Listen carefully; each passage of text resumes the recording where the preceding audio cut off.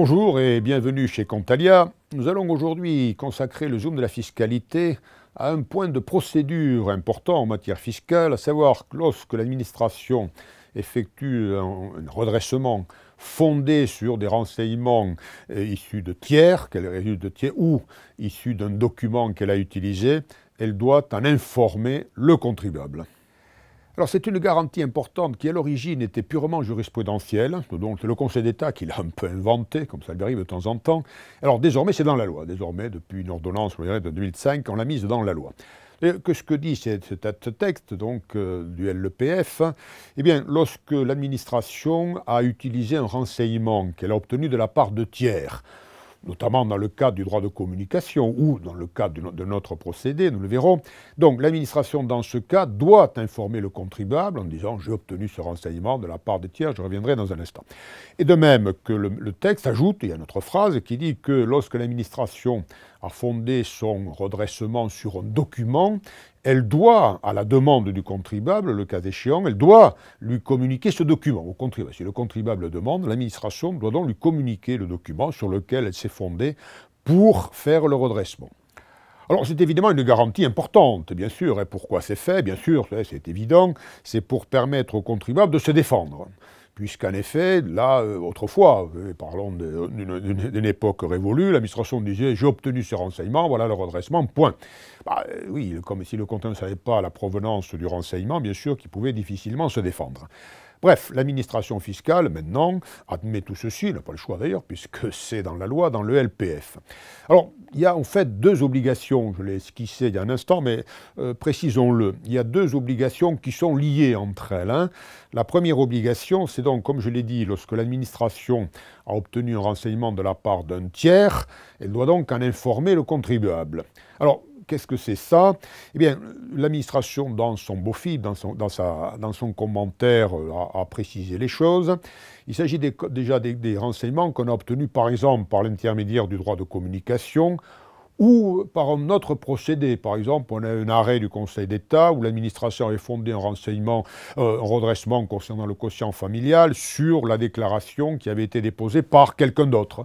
Comme ça, elle s'était aperçue, l'administration, qu'une personne avait considéré comme personne à charge une personne qui en réalité ne l'était pas. Vous voyez. Donc, le renseignement a été obtenu de la part d'un tiers, notamment par le droit de communication. L'administration doit donc indiquer cela au contribuable, doit lui indiquer quel est le tiers qui lui a donné le renseignement, quelle est la procédure par laquelle elle a obtenu le renseignement, notamment le droit de communication, et quels sont les éléments sur lesquels elle s'est fondée, l'administration, pour faire son redressement. Ainsi, le contribuable pourra, le cas échéant, se défendre de manière parfaitement utile. Et puis, il y a une deuxième obligation qui est un peu différente, mais très liée à la précédente.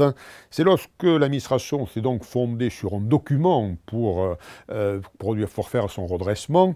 Et dans ce cas, le contribuable peut demander à ce que ce document lui soit communiqué. Et donc là, l'administration, effectivement, doit communiquer ce document de telle sorte que le contribuable puisse se défendre, là aussi, en toute connaissance de cause, en connaissant le document en question. Mais venons-en maintenant à la jurisprudence du Conseil d'État, résultant d'un arrêt récent, et qui montre à quel point le Conseil d'État fait une interprétation stricte, sévère de cette obligation qui est faite à l'administration, notamment l'obligation de communiquer les documents. Alors en réalité, dans cette affaire, il s'agissait du cas suivant, je résume les faits en deux mots. Il s'agissait d'un contribuable qui avait un compte en banque au Luxembourg. Bon, très bien. Et donc, il avait communiqué, le contribuable, le relevé de ses comptes à l'administration pour 2 années, 2004-2005.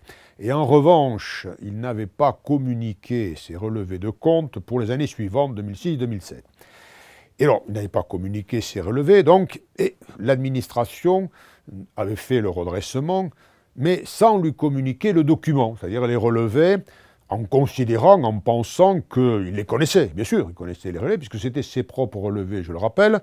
Et donc l'administration n'avait pas jugé bon de lui communiquer le document en disant « vous les connaissez, par conséquent, il n'y a pas besoin de vous informer et de vous communiquer le document ».